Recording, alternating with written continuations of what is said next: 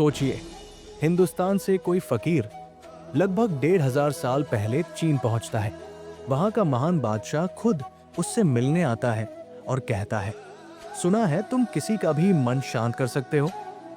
फकीर हल्की मुस्कान के साथ जवाब देता है, हाँ, यही मेरा काम है, मन की आंधियों को रोक देना, बेचैनी को शांति में बदल देना। लेकिन फिर जो चमत्कार वहां हुआ, उसने सिर्फ बादशाह ही नहीं, पूरी सभा को हिला कर रख दिया। ओशो ने एक कहानी सुनाई है कि हिंदुस्तान से कोई फकीर लगभग 1500 वर्ष पूर्व चीन गया।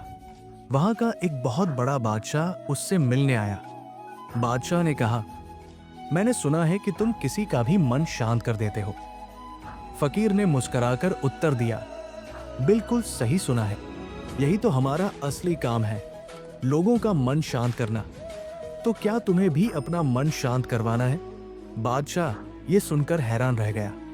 वो पहले भी बहुत से फकीरों से मिल चुका था। वे सब शांति की बातें समझाते थे, ऐसा करो, वैसा करो, तब शांति मिलेगी। लेकिन ये फकीर तो बिल्कुल अलग ही बात कह रहा था। तुम्हें मन शांत करवाना है? अगर सचमुच करवाना चाहते हो तो कल सुबह ठीक 4 बजे आ जाना। जरा जल्दी ही आना, ताकि और कोई न पहुंच पाए। मैं तुम्हारा काम सबसे पहले कर दूंगा। बादशाह को यह सब सुनकर बड़ा अजीब लगा। उसके मन में संदेह उठा, क्या इतनी आसान बात है किसी का मन शांत कर देना? ये कोई मशीन है क्या जो एकदम से ठीक कर दे? फिर भी उसने सोचा, चलो एक मौका तो देना ही चाहिए। दिखने में तो ये पागल लगता है, इसकी बातों में कोई गहराई या तर्क नजर नहीं आता। अब तक तो किसी ने इस तरह से कहा भी नहीं है। जब बादशाह सीढ़ियां उतरकर उस मंदिर से बाहर जाने लगा जहां फकीर ठहरा था, तभी बीच में फकीर ने ऊंची आवाज में पुकारा, सुनो, कल जब आना तो ध्यान रखना कि अपना अशांत मन साथ ले आना, वरना हम शांत क्या करेंगे? बादशाह और भी चकित हुआ, अरे, जब मैं आऊंगा तो मन तो अपने आप ही मेरे साथ होगा। ये कहने की क्या जरूरत थी?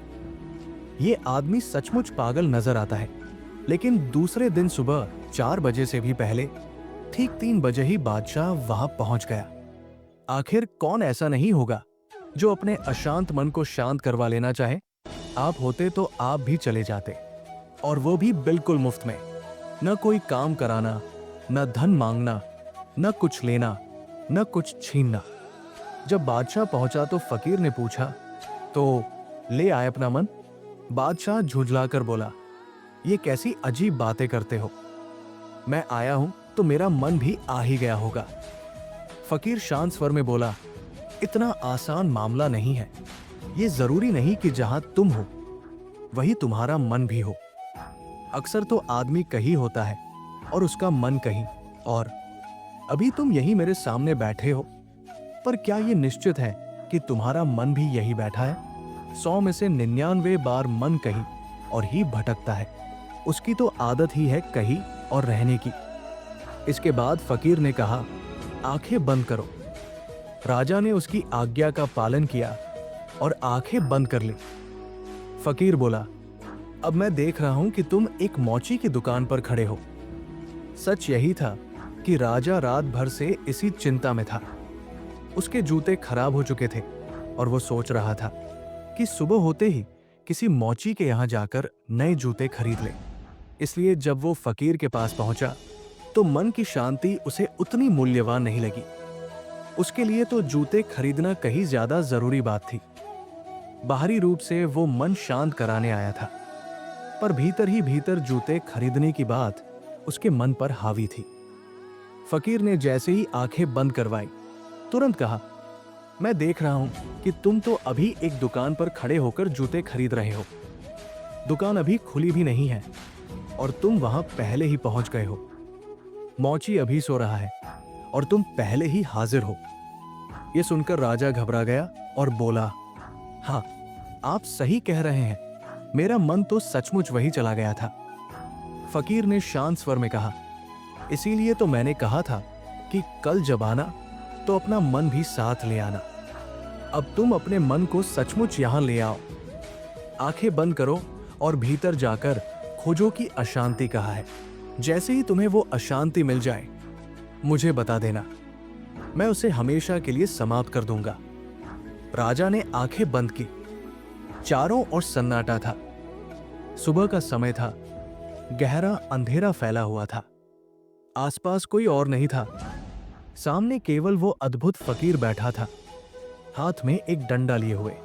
फकीर ने कहा, जैसे ही तुम बता दो कि अशांति कहाँ है, मैं इस डंडे से उसे तुरंत ठीक कर दूंगा। राजा और भी सहम गया। उसे लगा जैसे किसी पागल आदमी से पाला पड़ गया हो। वो डरते डरते भीतर खोजने लगा, देखूं तो सही अशांति कहाँ है। लेकिन जैसे जैसे भीतर झांकता, उसे कहीं भी कोई अशांति पकड़ में नहीं आती थी। करीब आधे घंटे तक यही क्रम चलता रहा।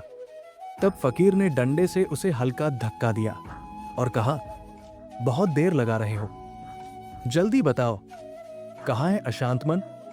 राजा परेशान होकर बोला, मैं बड़ी मुश्किल में पड़ गया हूं। मैं उसे खोजने जाता हूं पर वो मिलती ही नहीं। फकीर मुस्कुराया और बोला, तो समझ लो मैंने तुम्हारा मन शांत कर दिया और अब मैं तुम्हें एक सूत्र दे देता हूं। जब भी तुम अशांति को खोजोगे वो स्वयं ही विलीन हो जाएगी। अभी तुम खोज रहे हो लेकिन तुम्हें मिल नहीं रही, यही प्रमाण है कि वो समाप्त हो गई।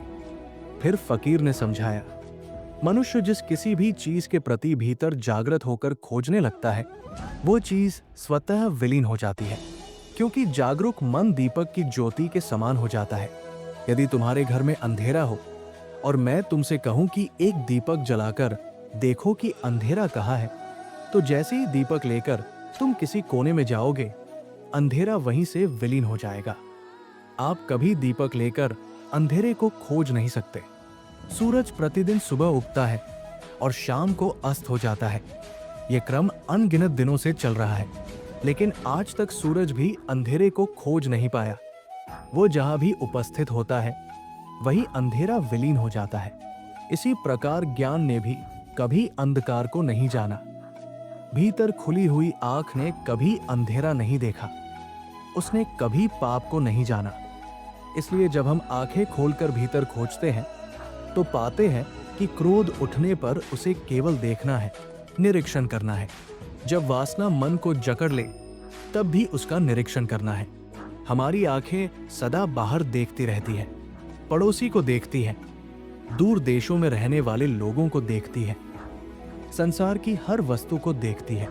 परंतु यही दो आंखें जिन्हें हम दुनिया भर, जैसे ही हम अपने भीतर देखना शुरू करते हैं, जो भी व्यर्थ है वो क्षीण होने लगता है, जो भी सार्थक है वो प्रकट होने लगता है, जो विसंगत है वो विदा हो जाता है, जो मधुर और सुरम्य है उसकी ध्वनियां सुनाई देने लगती हैं, जो दुर्गंध है वो मिटने लगती है और जो सुगंध है उसके फूल भीतर खिलने लगते हैं। मनुष्य की आत्मा में बहुत कुछ छिपा हुआ है, अपार संभावनाएं हैं, लेकिन हम मूर्खता से उसे बाहर से भरने का प्रयास करते हैं और यही कारण है कि वो कभी भी बाहर से भर नहीं पाती। आत्मा केवल भीतर से ही भर सकती है। भीतर बीज पड़े हैं, यदि हम उन्हें फूलों में बदल सकें तो आत्मा के भीतर एक सुंदर बगिया खिल उठेगी और सब कुछ परिपूर्ण हो जाएगा। लेकिन वे बीज फूल बन ही नहीं पाते, क्योंकि जिसने कभी अपने भीतर झांक कर देखा ही नहीं वो उन बीजों को पहचान भी कैसे पाएगा और वो उस खजाने को कैसे खोज सकेगा जिसके ऊपर वो स्वयं बैठा हुआ है पर उससे पूरी तरह अनजान है। कंक्लूजन। तो प्रिय मित्रों, यही सूत्र है, अशांति को खोजो और वो विलीन हो जाएगी। जैसे दिया जलते ही अंधेरा मिट जाता है, वैसे ही जागरूकता आते ही मन का तम समाप्त हो जाता है। मनुष्य की आत्मा में अपार खजाना है, पर हम बाहर भटकते रहते हैं।